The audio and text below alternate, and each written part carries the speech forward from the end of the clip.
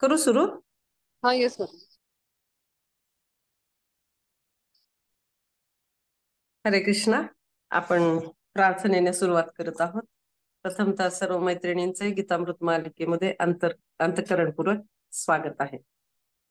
तर आपण पहिल्यांदा प्रार्थना गाऊया. ओम अज्ञानतिमिरान्धस्य ज्ञानाञ्जनशलाकया चक्षुरुन्मीलितं येन तस्मै श्री गुरवे नमः.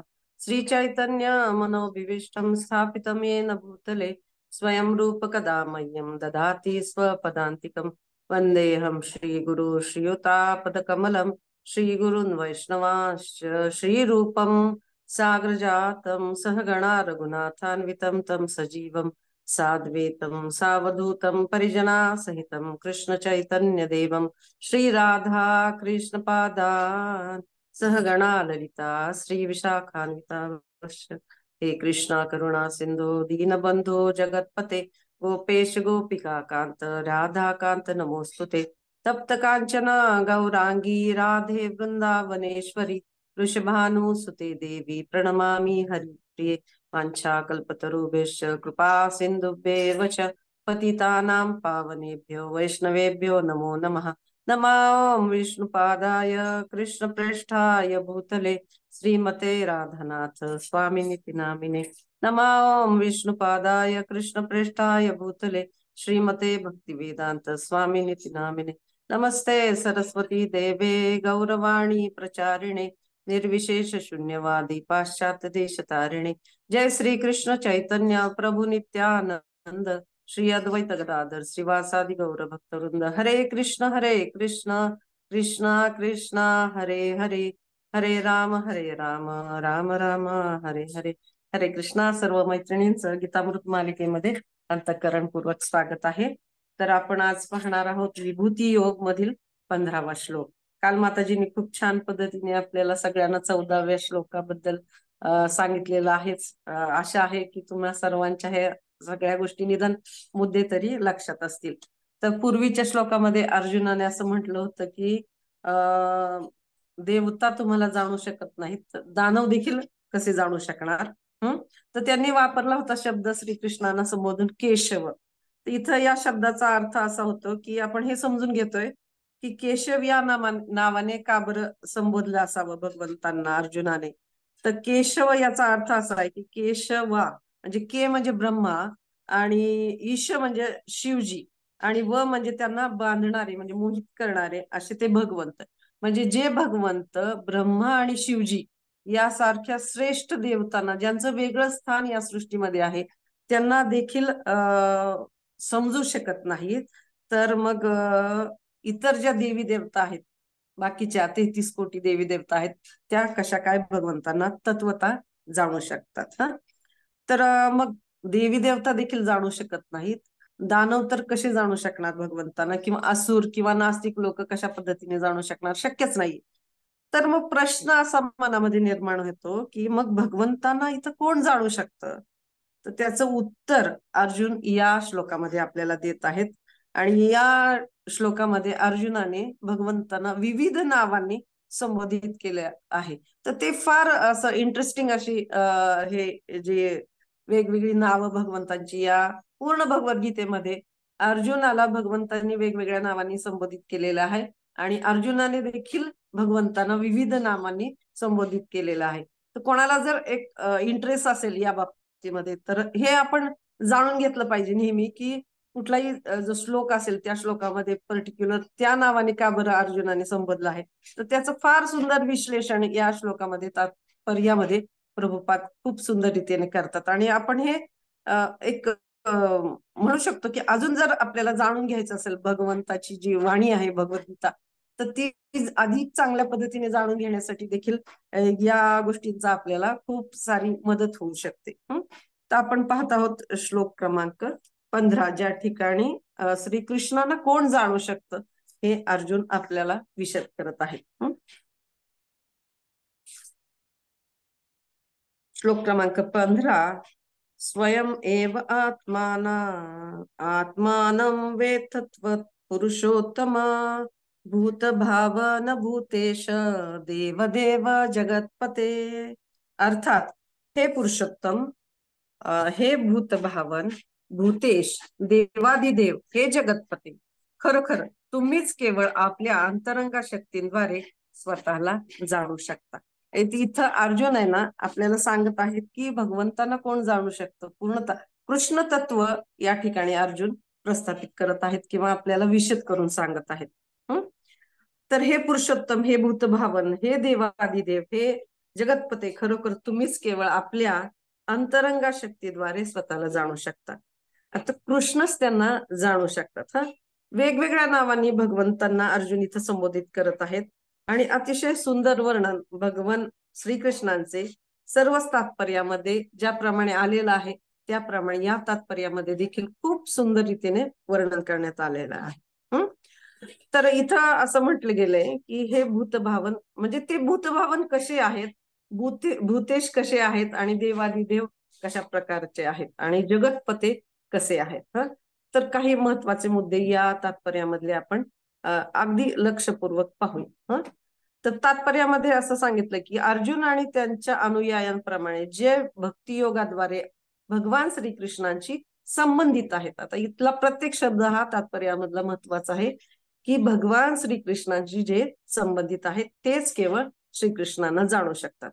आता पुन्हा एक महत्वाचा मुद्दा आहे की मला जर कोणत्या व्यक्तीबद्दल माहिती करून घ्यायचंय किंवा जाणून घ्यायचंय तर त्या व्यक्तीशी माझं कनेक्शन असलं पाहिजे, हो की नाही. हे तर सगळे जण आपण या भौतिक जगामध्ये देखील मान्य करतो नातेसंबंधांबाबत. तर त्या व्यक्तीशी आपलं कनेक्शन असलं पाहिजे. तसेच त्या व्यक्तीलाही आपल्याला त्यांच्याबद्दल सांगण्याची इच्छा देखील पाहिजे. मला आहे इच्छा समजा एखाद्या व्यक्तीबद्दल जाणून घेण्याची, पण त्या व्यक्तीला स्वतःबद्दल सांगण्याची देखील इच्छा आपल्याला पाहिजे. तर हे दोन्ही गोष्टी या ठिकाणी खूप महत्वाच्या आहेत. तर त्या व्यक्तीला देखील आपल्याबद्दल रिव्हील करण्याची इच्छा असली पाहिजे. जेव्हा ते सांगतात तेव्हा आपल्याला ते समजतं की त्या व्यक्तीमध्ये काय काय खूबी आहेत, काय काय गुण आहेत, कशा प्रकारची त्यांना आवड आहे. आणि मी जर समजा एका जागी बसून फक्त मी माझ्या तर्काने असे विचार करू लागले, त्या व्यक्तींना हा पदार्थ आवडत असेल किंवा त्या व्यक्तींना हा रंग आवडत असेल, कदाचित हे आवडत असेल, ते आवडत असेल किंवा हे आवडत नसेल किंवा त्या व्यक्तीचा स्वभाव असा असेल, हे मी माझ्या तर्काने जर करत बसले तर मी कुठल्याही निष्कर्षाप्रत यथार्थपणे येणार नाही, हे मात्र नक्की. हा आपला अनुभव असू शकतो, कारण इतरांबद्दल तर्क वितर्क किंवा अंदाज आपण घेऊ शकत नाही. मग पुरुषोत्तम भगवंत, जे पुरुषोत्तम भगवंत आहेत त्यांच्याबद्दल तर कसं काय आपण जाणू शकतो, जेव्हा तेच आपल्याला सांगतील की ते नेमके कसे आहेत किंवा कृष्ण तत्व नेमकं काय आहे, ते स्वतः जेव्हा सांगतील ना तेव्हा आपल्याला या गोष्टी कळू शकतात. पण ते सांगतात कोणाच्या माध्यमातून, तर त्यांचे जे शुद्ध भक्त आहेत अर्जुनासारखे, त्यांचे जे प्रिय भक्त आहेत, जे अद्वेष्ट आहेत, म्हणजे जे कोणाचाही द्वेष करत नाहीत आणि सर्वांचे हितचिंतक आहेत, अशा व्यक्तीला, अर्जुनासारख्या व्यक्तीला भगवंत रिव्हील होतात, म्हणजे प्रगट होतात आणि ते जाणू शकतात की भगवंत कसे आहेत. बरं, एखाद्याने जाणलं जरी, एखाद्याने भगवंताच्या कृपेने हे जाणलं जरी की भगवंत नेमके कसे आहेत, कोण आहेत, तरी त्या व्यक्तीच्या मुखामध्ये, त्या व्यक्तीच्या बुद्धीमध्ये तेवढी शक्ती पाहिजे की त्यांचं वर्णन करणं. तर हे देखील भगवंताच्या कृपेमुळेच सर्व काही गोष्टी शक्य होऊ शकतात. त्याच्यामुळे या गोष्टी सगळ्या ज्या आहेत ना मैत्रिणींनो, त्या कृपेवरती आधारित आहेत आणि भगवंताची इच्छा आहे की सर्व जीवांनी मला जाणून घ्यावं. भगवंताच्या या इच्छेमुळेच ही भगवद्गीता आपल्याला मिळाली आहे. अर्जुनाच्या माध्यमातून ते आपल्याला सर्व गोष्टी प्रकट करत आहेत. तर इथं आपण बघितलं मगाशी एक मुद्दा महत्वाचा आला की संबंध प्रस्थापित करणं ही अत्यंत महत्वाची गोष्ट आहे. एखाद्या व्यक्तीबद्दल जाणून घ्यायचं असेल तर तिच्याशी आपला काही ना काहीतरी कनेक्शन असलं पाहिजे, संबंध असला पाहिजे. तर कृष्ण आपल्याला त्यांच्याबद्दलचं ज्ञान प्रदान करतात भगवद्गीतेच्या माध्यमातून. कृष्ण तयार आहेत, आपल्यापेक्षा ते जास्त उत्सुक आहेत त्यांच्याबद्दल आपल्याला जाणून देण्यासाठी. पण जर आपल्याला विसरलेला संबंधच प्रस्थापित करायचा नसेल तर या गोष्टी पुढं आपली जी स्वतंत्र इच्छा भगवंतांनी दिलेली आहे या गोष्टी पुढं कोणी काहीच करू शकत नाही. जर त्या व्यक्तीला तेवढं लौल्यम असेल, भगवंत कोण आहेत, ही सृष्टी कशी बनली आहे आणि आपला आणि भगवंताचा कसा संबंध आहे, आपण या जगामध्ये का एवढं दुःख सहन करत आहोत, या जर गोष्टीचा प्रश्न, याबद्दलची जिज्ञासा त्या व्यक्तीला असणं ही खूप महत्वाची गोष्ट आहे. तर आपला जर संबंध आपल्याला भगवंताशी प्रस्थापित करायचा आहे, तर हरे कृष्ण कृष्ण कृष्ण हरे हरे, हरे राम राम राम हरे हरे, हा जो महामंत्र आपल्याला या कलियुगासाठी निर्धारित करण्यात आलेला आहे, त्या मंत्राद्वारे आपल्याला जो विसरलेला संबंध आहे भगवंतांशी, तर तो संबंध प्रस्थापित होणं सहज शक्य होऊन बसतं. पण नेमकं काय होतं जेव्हा आपण हरे कृष्ण मंत्र म्हणतो, तर आपण जेव्हा अशा प्रकारचा प्रयत्न करतो भगवंताचं नामस्मरण करण्याचा, तर तो संबंध ना पुनर्जागृत होतो. आणि पुन्हा पुन्हा वारंवार जेव्हा आपण हरिनाम घेतो, हरिनाम उच्चारण करतो, श्रवण करतो त्या उच्चाराचं, त्यावेळेला हा जो मार्ग आहे संबंध प्रस्थापित करण्याची जी प्रोसेस आहे, जी प्रक्रिया आहे, जी प्रभुपादांनी आपल्याला दिली आहे, चैतन्य महाप्रभूंनी जी नवविधा भक्ती सांगितलेली आहे किंवा शिक्षाष्टक सांगितलेला आहे, तर हा संबंध प्रस्थापित करण्याचा मार्ग अत्यंतिक सुकर व्हायला मदत होते. आणि या वाटेने गेलेल्या परंपरेतून आलेला जो मार्ग आहे, त्या मार्गाने गेल्यानंतर हा संबंध अतिशय दृढ होण्यासाठी खूप मोठी मदत होते. तर भगवान श्रीकृष्णांशी संबंध स्थापित करणे व त्याचे प्राथमिक जे अंग आहे, तर ते म्हणजे भक्तिमय जीवनामध्ये हे प्राथमिक अंग आहे. त्याचं अंग आहे, त्याचं नाव आहे श्रवण आणि कीर्तन. तर हरिनाम जर आपण योग्य प्रकारे होत असेल, तर नक्कीच श्रीकृष्णांच्या कृपेनेच आपण श्रीकृष्णांना जाणू शकतो. बघा मैत्रिणींनो, ही जी अतिशय साधी वाटणारी जी गोष्ट आहे ना, महामंत्र म्हणणे किंवा मंत्राच्या 16 माळा जप करणे, हरे कृष्ण मंत्राच्या 16 माळा जप करणे, तर ही गोष्ट जरी साधी आणि सोपी वाटत असले ना, तरी सुद्धा ही अत्यंतिक महत्वाची गोष्ट आहे. नामामृत मधून प्रत्येक माताजी आता आपल्याला खूप छान पद्धतीने हरिनामाचं महात्म्य सांगत आहेत आणि वेगवेगळ्या शंकांचं देखील निरसन त्या करत आहेत. म्हणजे वैष्णवीकडून हा जो कार्यक्रम होता, गीतामृत आणि नामामृत, या दोन्ही गोष्टी आपल्या भक्तिमय जीवनासाठी अतिशय महत्वाच्या आहेत. तर हरिनामाद्वारे, हरिनाम जर आपण चांगलं घेत असू, तर निश्चितपणे आपल्याला भगवंताची कृपा जी आहे, की भगवंताचं प्रेम, तर ते प्राप्त होण्यासाठी खूप मोठी मदत होऊ शकते. आणि कसं, तर ते श्रीकृष्ण जे स्वतःला जाणतात त्यांच्या अंतरंग शक्तीद्वारे, त्या अंतरंग शक्तीची कृपा आपल्यावरती याद्वारे होऊ शकते. आता तात्पर्यामध्ये इथं सांगितलंय की नास्तिक किंवा आसुरी प्रवृत्तीचे जे लोक आहेत, तर ते श्रीकृष्णांना जाणू शकत नाहीत. भगवंतांपासून मनुष्याला दूर नेणारा तर्कवाद म्हणजे एक गंभीर पाप आहे. या ठिकाणी प्रभुपाद सांगतात की आपण जर भगवंतांना जाणून घ्यायचं असेल, त्यांच्या जवळ जायचं असेल, त्यांच्याशी संबंध प्रस्थापित करायचा असेल, तर आपण स्वतःच्या बुद्धीद्वारे, स्वतःच्या तर्कवादाद्वारे नाही, तर परंपरेतून आलेल्या ज्ञानाला आपण स्वीकार केलं पाहिजे आणि असंशयी वृत्तीने या ज्ञानाचा स्वीकार केला पाहिजे. तेव्हा भगवंतांना आपण जाणू शकतो. तर इथं एक दिलेलं आहे की हे तर्कवाद म्हणजे गंभीर पाप आहे. म्हणजे स्वतःच्या अपुऱ्या बुद्धीने आपण भगवंताला जाणून घेऊ शकत नाही, किंवा जे परंपरेमध्ये जे लोक नाहीयेत त्यांच्याकडून श्रवण करून देखील आपल्याला भगवंतांचं जे खरी कृपा आहे त्यांना जाणून घेण्यासाठीची, तर ती मिळू शकत नाही. कदाचित आपण आपल्या मार्गावरून भटकू शकतो. म्हणून परंपरेतून आलेलं जे ज्ञान आहे, तर ते ज्ञान घेणं खूप महत्वाचं आहे. तर या ठिकाणी महत्वाचा मुद्दा हा आहे की जे नास्तिक आहेत ते श्रीकृष्णांना जाणू शकत नाहीत. मग जे नास्तिक आहेत श्रीकृष्णांना जाणू शकत नाही, ते भगवद्गीतेबद्दल कसं काय बोलू शकतात? कारण भगवद्गीता जी आहे ती भगवंताची वाणी आहे. तर परम सत्याचा साक्षात्कार जो आहे, निर्विशेष ब्रह्म, अंतर्यामी आणि परमात्मा आणि भगवान, या 3 रूपांमध्ये होतो. या ठिकाणी आपण एक श्लोक जो दिलेला आहे, तर तो श्लोक एक वाचत आहोत. तर इथे सांगितलंय की भगवद्गीता म्हणजे श्रीकृष्णांचे उपदेश आहेत, तसेच हे श्रीकृष्ण विज्ञान असल्या कारणाने अर्जुनाप्रमाणे श्रीकृष्णांकडून हे आपण जाणून घेतलं पाहिजे. तर अर्जुनाने जे लौल्यम दाखवलं भगवंतांबद्दल जाणून घेण्याचं, आणि भगवंतांच्या कृपेनेच अर्जुनाला मनामध्ये गोंधळ निर्माण झाला, त्यांच्या मनामध्ये संभ्रम निर्माण झाला, कारण अर्जुनाच्या माध्यमातून भगवंतांना आपल्यासारख्या जीवांना हे ज्ञान प्रदान करायचं होतं. तर इथं दिलंय की अर्जुनाप्रमाणे श्रीकृष्णांकडून हे ज्ञान आपण जाणून घेतलं पाहिजे आणि नास्तिकवादी लोकांकडून भगवद्गीता समजून घेऊ नये. आणि श्रीमद भागवतात मध्ये 1.2.11 सांगितल्याप्रमाणे वदंती तत्व विदस्तत्वम यज्ञानम अद्वयम ब्रह्मेती परमात्मेती भगवानिती शब्दते. बघा या ठिकाणी खूप सुंदर विवेचन प्रभुपाद करतात की परमसत्याचा साक्षात्कार निर्विशेष ब्रह्म, अंतर्यामी परमात्मा आणि भगवान या 3 रूपांमध्ये होतो. परमसत्याच्या ज्ञानाच्या अंतिम अवस्थेत मनुष्याला भगवत प्राप्ती होते. बघा ही अंतिम अवस्था आहे, परमोच्च अशी सिद्धी आहे की ज्या ठिकाणी भगवंताचा साक्षात्कार त्या व्यक्तीला होतो आणि भगवंताची प्राप्ती होते.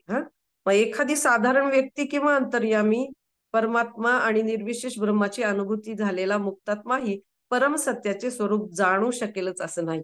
बघा हे टप्प्याटप्प्याने आपल्याला सांगितलंय. बघा आपण हे माग काही मैत्रिणींनी हे खूप छान पद्धतीने समजून सांगितलेलं होतं. त्यातलं एक उदाहरण आपल्या सगळ्यांच्या लक्षात असेल की एखादा डोंगर आपल्याला दिसतोय, तर त्या डोंगर लांबून जांभळा काळपट आपल्याला दिसेल, त्याचा आकार पण नीट आपल्या लक्षात येत नाही. पण जसजसं आपण त्या डोंगराच्या जवळ जाऊ त्या ठिकाणी आपल्याला कळेल की या ठिकाणी झाडं आहेत, घरं आहेत. आणि अजून जवळ गेल्यानंतर किंवा त्या डोंगरावरती गेल्यानंतर आपल्याला कळतं की या ठिकाणी काही व्यक्ती वावरत आहेत किंवा त्यांचे स्वभाव कसे आहेत किंवा इथं जे चलते फिरते जे लोक आहेत किंवा इतर त्या ठिकाणी इतर काही पशु पक्षी असेल तर त्यांच्याबद्दलचं ज्ञान आपल्याला होऊ शकतं. त्याचप्रमाणे इथं सांगितलेलं आहे की जरी एखादी व्यक्ती परमसत्याचा साक्षात्कार निर्विशेष आणि ब्रह्म याद्वारे जरी त्याला समजला असेल तरी देखील आणि त्यामध्ये तो मुक्तात्मा देखील असेल तरी परमसत्याचे स्वरूप जाणेलच असे नाही. म्हणून असे लोक भगवद्गीतेतील श्लोकाद्वारे परमपुरुषाला जाणण्याचा प्रयत्न करू शकतात. बघा भगवद्गीतेतील श्लोकाद्वारे आपल्याला हे सगळ्या गोष्टी आपण जाणून घेऊ शकतो. म्हणून मैत्रिणींनो हे जे श्लोक आहेत, प्रत्येक श्लोक आहेत ना, ते अतिशय महत्वाचे आहेत आणि अतिशय श्रद्धेने आपण हे जाणून घेतलं पाहिजे की भगवंताला नेमकं काय सांगायचं आहे. आणि त्यांचे जे शुद्ध भक्त आहेत प्रभुपाद, तर ते प्रभुपादांचं जे प्रेम आहे भगवंतांवरचं, तर ते प्रभुपादांचं प्रेम या तात्पर्यामध्ये व्यक्त होतंय. इथं पुढे दिलंय की कधी कधी निर्विशेषवादी श्रीकृष्णांचा भगवान म्हणून किंवा त्यांच्या अधिकृततेचा स्वीकार करतात, तथापि अनेक मुक्तात्मेही श्रीकृष्णांना पुरुषोत्तम म्हणून जाणू शकत नाही. बघा इथं अर्जुन जे शब्द वापरतात ते पुरुषोत्तम म्हणून असा शब्द वापरलेला आहे. म्हणून या श्लोकामध्ये अर्जुन श्रीकृष्णांना पुरुषोत्तम म्हणून संबोधित आहेत. इतक्या स्पष्टीकरणानेही श्रीकृष्ण हे सर्व जीवांचे पिता असल्याचे मनुष्य जाणू शकत नाही. बघा एवढ्याशा छोट्या छोट्या गोष्टींनी जाणू शकत नाही असं त्यांचं म्हणणं आहे. म्हणजे जरी एखादी व्यक्ती श्रीकृष्णांना पुरुषोत्तम म्हणून सुद्धा जाणायला लागली तरी सुद्धा श्रीकृष्ण हे संबोधित करत असली समजा पुरुषोत्तम म्हणून, तरी सर्व जीवांचे पिता आहेत. म्हणजे भगवान श्रीकृष्णांनी मागच्या श्लोकांमध्ये सांगितलं होतं की अहम बीज प्रदापिता, या भावनेने सुद्धा ते जाणू शकत नाही. जरी पुरुषोत्तम म्हणून साठी त्यांना जाणलं तरी सुद्धा अहम बीज प्रदापिता या दृष्टीने ते जाणू शकत नाहीत. म्हणजे सर्व जीवांचे ते पिता आहेत या दृष्टीने मनुष्य जाणू शकत नाही. म्हणून या ठिकाणी अर्जुन भूत भावना हा शब्द भगवंतांसाठी वापरत आहेत किंवा या शब्दाने अर्जुन संबोधित करत आहेत. आणि जरी त्यांना सर्व जीवांचे पिता म्हणून मनुष्य जाणू शकला तरी तो त्यांना परमनियंत्रक म्हणून जाणू शकेलच असे नाही. यास्तव त्यांना भूतेश असे संबोधित करण्यात आलेले आहे. बघा अर्जुन एकानंतर एक अतिशय सुंदर अशा शब्दांनी भगवंताचं स्तुतिगान करत आहे आणि आपल्याला हे जाणीव करून देत आहेत की भगवंत किती सर्वश्रेष्ठ आहेत, भूतभावन आहेत, पुरुषोत्तम भगवंत आहेत. तरी देखील जर आपल्याला खऱ्या अर्थाने भगवंतांना जाणून घ्यायचं असेल तर ते अर्जुनाच्या पदचिन्हांचा उपयोग करून आपण जाणून घेतलं पाहिजे. तर या ठिकाणी अर्जुन वेगवेगळ्या नावांनी श्रीकृष्णांना संबोधित करत आहेत. तर आपण बघितलं की हे अर्जुन हे आता इथं दिलेले आहे बघा की भूतेश अर्थात ते परमनियंत्रक आहेत. आपण सर्वांनी या संदर्भात मैत्रिणींनी वेगवेगळ्या श्लोकांमधून हे सांगितलेलं होतं. ते काही जणींना आठवत असेल तर खूप छान गोष्ट आहे की तुम्ही लक्षपूर्वक सगळे श्लोक ऐकता.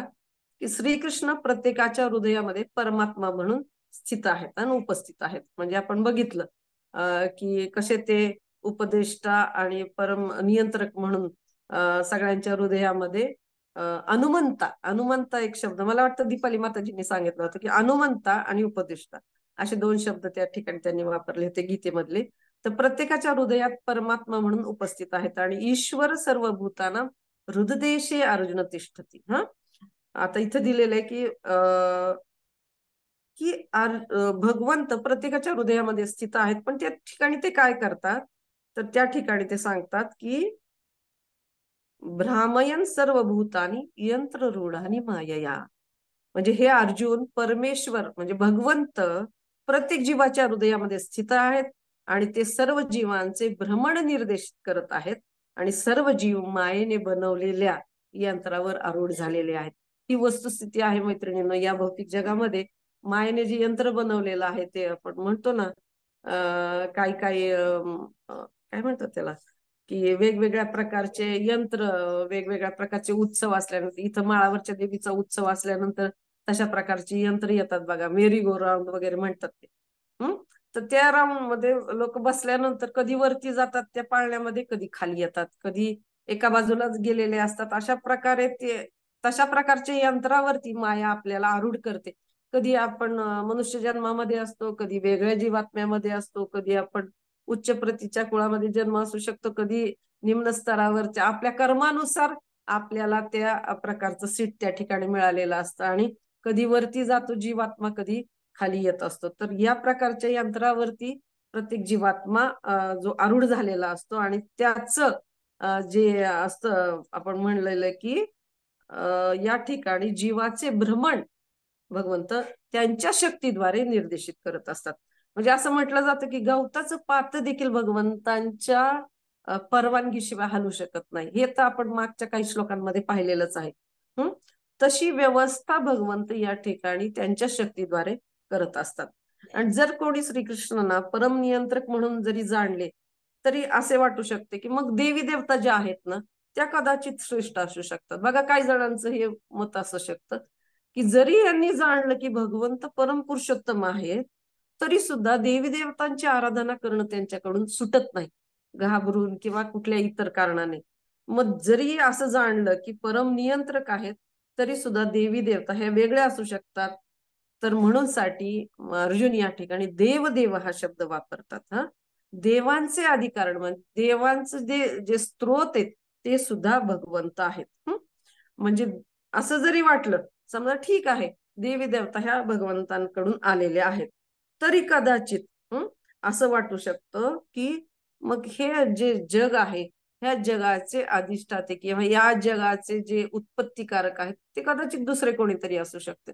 अशी वेगवेगळे तर्क व्यक्ती लावू शकते आणि त्या तर्कांना उत्तर म्हणून अर्जुन या ठिकाणी आपल्याला समजून सांगत आहेत की भगवंतांना श्रीकृष्ण भगवंत जे आहेत तर ते जगतपते कशा प्रकारचे आहेत. प्रत्येक गोष्टीचे स्वामी तेच आहेत, नियंता तेच आहेत, पुरुषोत्तम तेच आहेत, देवाधिदेव तेच आहेत, भूतेश्वर तेच आहेत. अर्जुन या ठिकाणी त्यांचं जे बेस्ट आहेत, त्यांना जे भगवंत समजले आहेत त्याच्याबद्दलच आपल्याला सांगत आहेत.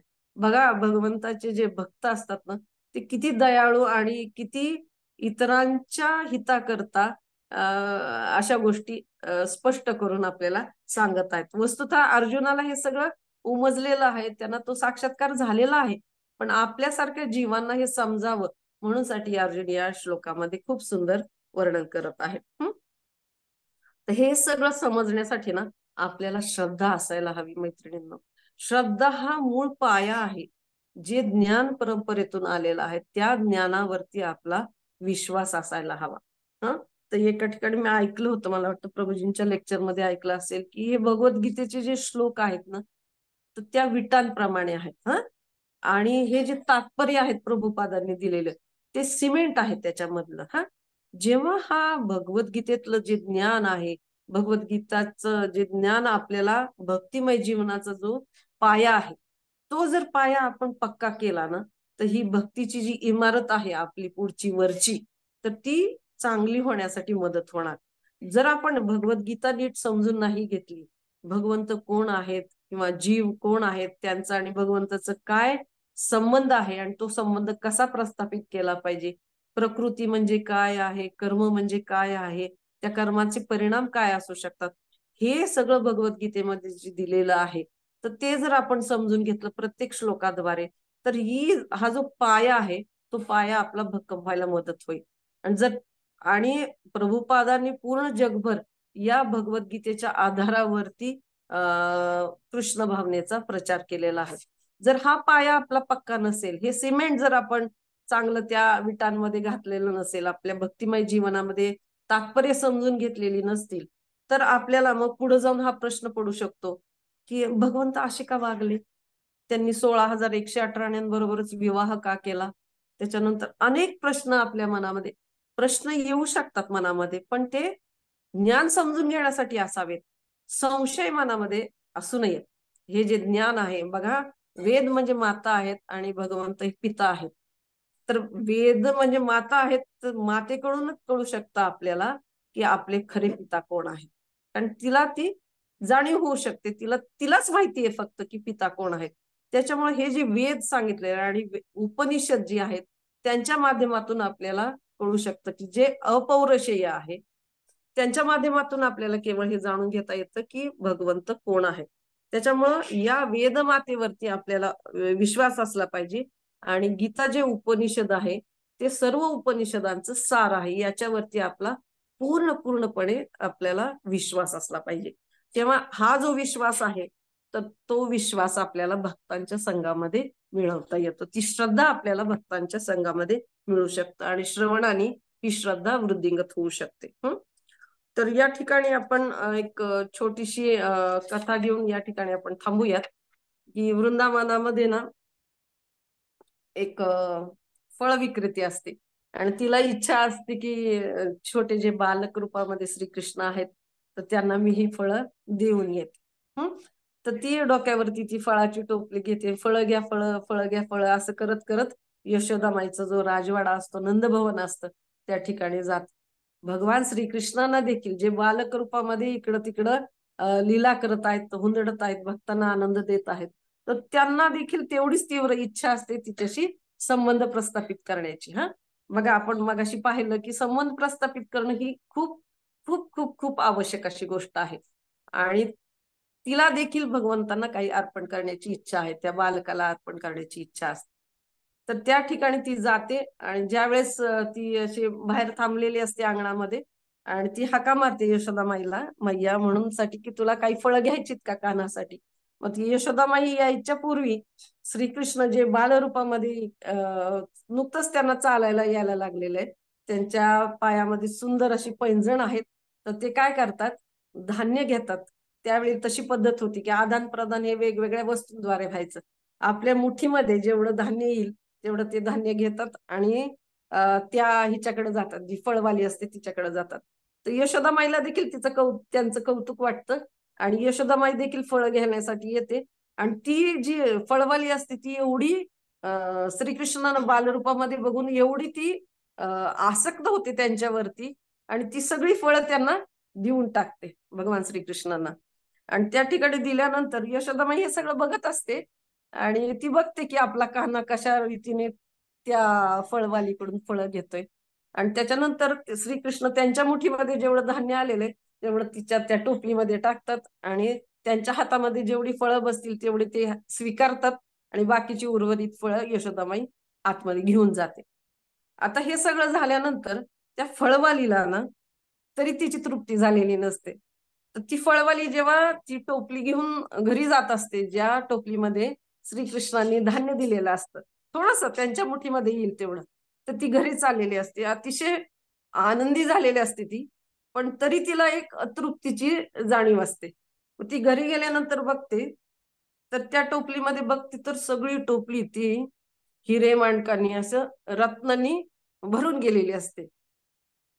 त्याच्यानंतर तिला आश्चर्य वाटतं की त्या बालकाने तर मला केवळ काही धान्य दिलेलं होतं आणि हे मी टोपलीमध्ये बघते तर किती सगळे रत्नांनी अशी भरलेली अनमोल असे मौल्यवान रत्न या ठिकाणी आहेत. परंतु तरी देखील तिचं ना समाधान होत नाही. ती काय करते, ती रत्न आहेत ना तिच्या त्या झोपडीमध्ये तिथं कोपऱ्यात टाकून देते. त्याच्यानंतर ती पुन्हा फळं घेते आणि पुन्हा फळं घेऊन भगवंतांकडे यशोदामाईच्या इथं येते. तर यशोदामाईच्या इथं आल्यानंतर आहे ना ती हाक मारते त्या बालकाला, कृष्णा कृष्णा म्हणण्यासाठी. आता कृष्णाला माहिती आहे अंतर्यामी भगवंत आहेत, तर ते काय करतात, पुन्हा तिच्या जवळ येतात आणि तिला विचारतात की तुला काय पाहिजे. मग ती बघते इकडं तिकडं, यशोदामाई नसते त्या ठिकाणी, आणि ती सांगते की तू एकदाच मला मैया म्हणून हाक मार. तर हा पाच टाइम जेव्हा मी ऐकला ना, तेव्हा मला खूप आनंद वाटला. आणि या श्लोकाच्या संदर्भामध्ये आपण आठवण केली पाहिजे या श्लोकाची. तर ती मैया म्हणून हाक मार म्हणतं, आणि मग श्रीकृष्ण तिला मैया म्हणून हाक मारतात. आणि त्यानंतर ती म्हणते की एकदाच माझ्या मांडीवर फक्त बस तू. मग तसं सांगितल्यानंतर ते भगवंत ना तिच्या मांडीवरती बसतात. तर मांडीवरती बसल्यानंतर तिला इतका आनंद होतो की तिचं हृदय ना प्रेमाने भरून जात. त्याच्यानंतर काय होतं की, सॉरी मला थोडस घशाचा त्रास आहे त्याच्यामुळं नीट सांगता येत नाहीये. तर त्याच्यानंतर काय होतं, ती एवढं तिचं हृदय ना प्रेमाने भरून जातं, ओतप्रोत होतं, की त्याच्यानंतर तिची एवढी मनाची तृप्ती होते. आणि त्याच्यानंतर तिच्या मांडीवरती भगवंत बसतात, आणि नंतर तत्काळ ते थोडा काळ बसतात, तिला मैया म्हणतात. प्रेमाचं आदान प्रदान होतं, वात्सल्य प्रेमाचं. आणि भगवंत त्या ठिकाणी उठून नंतर आत जातात. आणि इकडं ती जी फळवाली आहे, तर ती फळवाली खूप आनंद विभोर होऊन ती जी टोपली असते ती टोपली घेऊन जाते डोक्यावरती. तर जाताना ती फळ फळ म्हणण्याऐवजी कृष्ण घ्या कृष्ण घ्या अशा रीतीने बोलत असते. ते या ठिकाणी आपण बघू शकतो की जेव्हा प्रेमाचं आदान प्रदान भक्त आणि भगवंतांमध्ये होते. सॉरी, एक मिनिट. तर भक्त आणि भगवंतांमध्ये जेव्हा प्रेमाचं आदान प्रदान होतं आणि तो संबंध प्रस्थापित होतो, तर त्यावेळेला ना त्या ज्या फळवालीला जे अनमोल रत्न मिळालेली असतात ती देखील तुच्छ वाटतात. म्हणजे या ठिकाणी आपण एक गोष्ट समजून घेऊ शकतो. जेव्हा आपण भक्ती मार्गामध्ये येतो, तर त्यावेळेला अनेक प्रकारचं आपलं काय म्हणतो आपण एक आर्थिक स्तर उंचावतो. कारण भगवंत लक्ष्मीपती आहेत. त्याच्यानंतर ग्लोरिफिकेशन होतं आपलं, किंवा एक प्रकारचं आपलं समाजामध्ये एक वेगळं स्थान निर्माण होतं. अशा वेगवेगळ्या गोष्टी आपल्याला मिळत राहतात. जसं त्या फळवालीला ती रत्न मिळाली होती. तर ती रत्न सोडून त्या रत्नांपेक्षा जे कृष्ण प्रेमाचं रत्न आहे, म्हणजे कृष्णाशी संबंध प्रस्थापित होण्याचं जे रत्न आहे, त्याला जेव्हा आपण महत्व देऊ ना, आणि हरे कृष्णा मंत्राला जेव्हा आपण महत्व देऊ ना, खरंच जे प्रेमधन आहे त्याला महत्व देऊ ना, त्यावेळेस मग भगवंत स्वतःला रिव्हील करते. तर हरे कृष्णा. सॉरी फॉर माझं घशामुळे मला काही सांगता आलं नाही. तर खूप खूप धन्यवाद. तुम्ही खूप छान पद्धतीने ह्या भगवद्गीतेच्या ज्या श्लोकांवरती वेगवेगळ्या मैत्रिणी सांगत आहेत, खूप अभ्यास करून ते ऐकताय, आणि त्याच्यामुळं आमचा सगळ्यांचा उत्साह वाढत आहे. तर थँक्यू. याबद्दल कोणाला काही प्रश्न असतील तर नक्की मैत्रिणींनो तुम्ही विचारू शकता. काही चुकलं असेल तर कृपया मला क्षमा करा. आणि या ठिकाणी जे दिलेलं आहे की जर आपण तात्पर्यातली शेवटची जी ओळ आहे ती खूप महत्वाची आहे, की याप्रमाणे अर्जुनाच्या अनुभूतीवरून या श्लोकामध्ये कृष्ण तत्व प्रस्थापित करण्यात आले आहे. आणि श्रीकृष्णाला तत्वता जाणण्यासाठी आपण अर्जुनाच्या पदचिन्हांचा अनुसरण केलं पाहिजे. तर आपण हे ना भक्तीमध्ये ना संघाला खूप महत्व आहे. 1-2 मिनिटात पूर्ण करते. की आपण बघितलं की हा जो भवसागर आहे तो आपण एकट्याने पार करू शकत नाही. आपण जेव्हा प्रभुपादांच्या इस्कॉन मध्ये येतो आणि भक्ती मार्गाचं आचरण करायला सुरुवात करतो, तेव्हा एक बोट आपल्याला मिळते ज्याचे कर्णधार आपले गुरु असतात. त्या बोटीमधून खाली उतरलं, समजा काही भक्तांबरोबर आपलं नाही जमलं किंवा नाही पटलं, तर त्या भक्तांनी काय त्रास दिला आपल्याला किंवा आपल्याकडून दुसऱ्या भक्तांना, पण त्या बोटीतून उतरणं इतकं घातक आहे मैत्रिणींनो, की खाली उतरल्यानंतर वेगवेगळ्या प्रकारची क्षार म्हणजे मायादेवी गिळंकृत करायला बसलेलीच असते. त्याच्यामुळे जे काही करायचंय ना ते आपण संघामध्ये केलं पाहिजे. कारण बोटीमध्ये असणं म्हणजे भक्तांच्या संघामध्ये असणं एवढं सुरक्षित आहे की ती बोट आपोआप पहिलं तरी आपले गुरु आपल्याला घेऊन जाणारच आहेत. त्याच्यामुळे संघाने आपण भगवद्गीता जेव्हा ऐकतो, संघामध्ये जेव्हा आपण हरिनाम घेतो, तेव्हा आपण आहे ना खूप चांगल्या पद्धतीने भक्ती मार्गावरती सुरक्षित राहू शकतो. तर या दोन गोष्टी जे भगवंतांना कोण जाणू शकतं, तर भगवंताचे भक्त जाणू शकतात. तेवढं लवलम आपल्यामध्ये असलं पाहिजे आणि आपण परंपरेतून येणारा जो मार्ग आहे त्या मार्गाद्वारे आपण केवळ भगवंतांना अर्जुनाने ज्या पद्धतीने जाणून घेतलं त्या पद्धतीने आपण जाणून घेऊ शकतो. आणि हरिनामाद्वारे आणि जे वेगवेगळे प्रक्रिया दिलेल्या आहेत, नवविध भक्तीच्या प्रक्रिया दिलेल्या आहेत, त्याच भक्तिमय सेवेच्या रूपाने आपण भगवंतांना जाणू शकतो किंवा भगवंत स्वतःहून स्वतःला प्रगट करू शकतात. तर thank you so much. Thank you so much. हरे कृष्ण. माताजी कोणाला काही थँक्यू सो प्रश्न आहे? मच माताजी फॉर अ वंडरफुल क्लास. तुम्ही म्हणता तसं अर्जुनाने जशी भगवद्गीता, जसं तुमच्या सगळ्या लेक्चर्स मधनं खरंच सर्वांना तशी भगवद्गीता नक्कीच समजेल. थँक्यू. आणि नामामृतचं पण तुम्ही खूप छान सांगितलं. तर सगळ्या मैत्रिणींना अगदी नम्र विनंती आहे की आपल्या रविवारचे जे क्लासेस होतात ना, त्याला नक्की सगळ्या जण नामामृतला जॉईन होत जा. सगळ्या बॉम्बेच्या खूप सिनियर माताजीज आपल्यासाठी घेतात. आणि माताजींसारखा पण आपल्याला पवित्रीला माताजींसारखा पण आपण सगळ्यांनी प्रयत्न करूयात की एवढ्या छान मूड मध्ये भगवद्गीता समजून घ्यायचा. थँक्यू. थँक्यू माताजी. कोणाला काही प्रश्न असतील ना?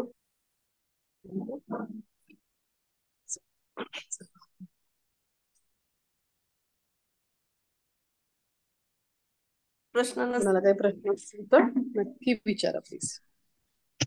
हरे कृष्ण. दंडवत प्रणाम माताजी and all devotees. Thank you very much for wonderful class. खूपच सुंदर क्लास झाला. अप्रतिम. थँक्यू माताजी.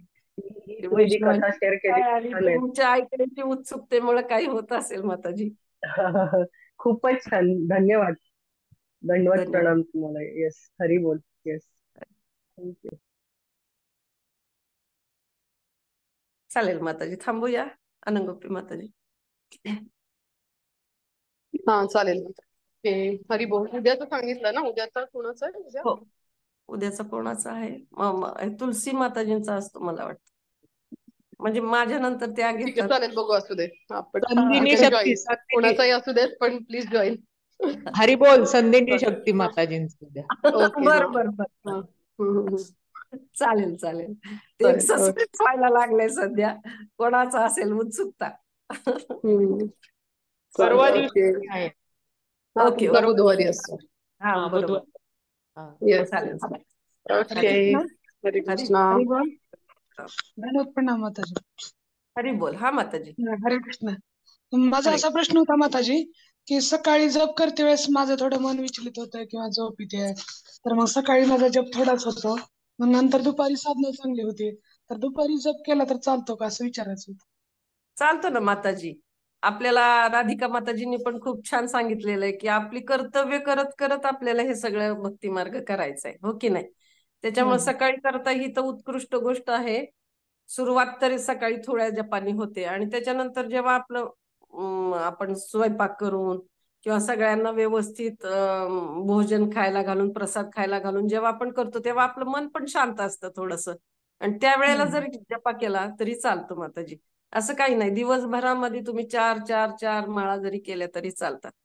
म्हणजे असं नाही की फक्त आपण लक्षपूर्वक करायचंय. जसं रुक्मिणी माताजींनी आपल्याला सांगितलं की जप करणं म्हणजे यज्ञाचं काम आहे आणि आपण जे उच्चार करतो तर आहुती आहे, तर ती आहुती बरोबर ते यज्ञकुंडात पडली पाहिजे. तर आपलं लक्षपूर्वक जप जप करणं ही खूप महत्वाची गोष्ट आहे. ज्या वेळेला आपलं लक्षपूर्वक जप करू आपण, जी वेळ आपल्याला सोयीची असेल त्या वेळेला करणं महत्वाचं आहे.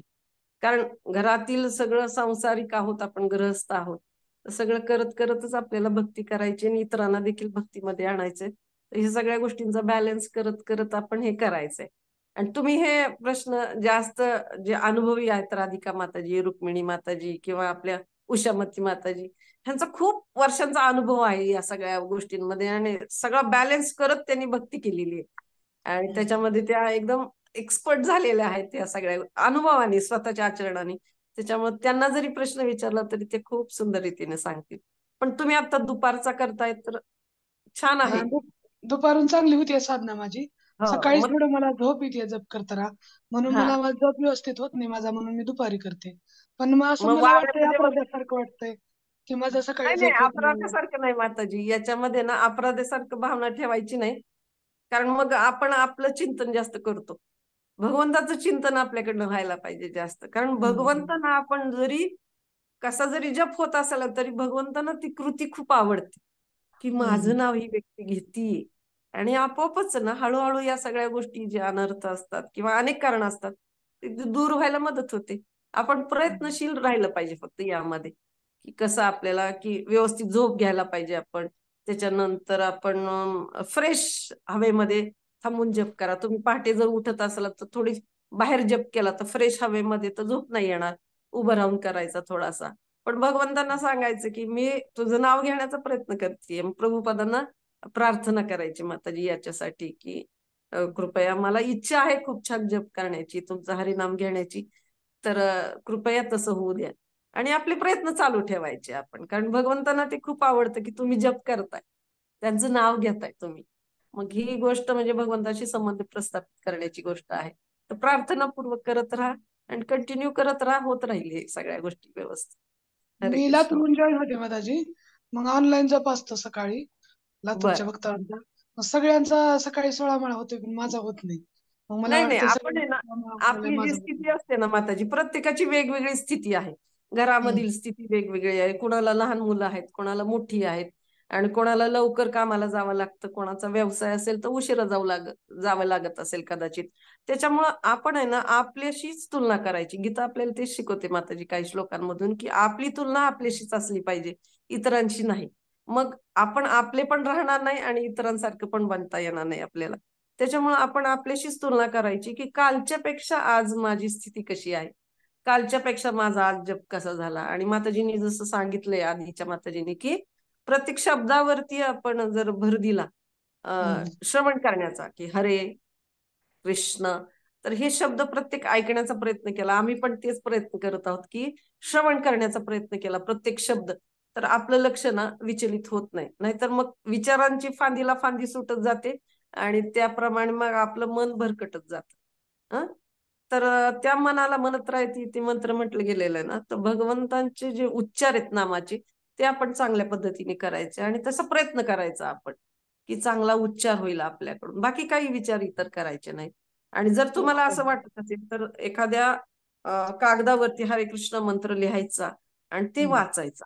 म्हणजे एक हम्म. एक देखील शब्द आपला त्याच्यातून सुटत नाही आणि आपले डोळे पण त्या ठिकाणी हे होतात, एंगेज होतात. त्याच्यामुळे झोप पण येणार नाही. असं करून बघितलं तरी चालेल माताजी. मी एका माताजींच्या लेक्चरमध्ये हे ऐकलं होतं म्हणून तुम्हाला सांगितलं. तुम्ही तसे हो शब्द माताजी जर प्रयत्न लिहिले, करते. मंत्र जर लिहिला, तर तुम्हाला ते डोळे उघडे ठेवून ते वाचावं लागेल आणि त्यावेळी तुम्हाला झोप येणार नाही. बघा प्रयत्न करून माताजी. हो धन्यवाद हरे माताजी, करते प्रयत्न. हरे कृष्ण. हरे खूप कृष्ण. सुंदर धन्यवाद. लेक्चर होते तिकडले थँक्यू. बारामतीचे. हरे हरे कृष्ण. दंडवत हरे प्रणाम. धन्यवाद. माताजी थांबूया. अनंगोपी येस भक्त. येस ओके हरिबो. थँक्यू माताजी. हरी.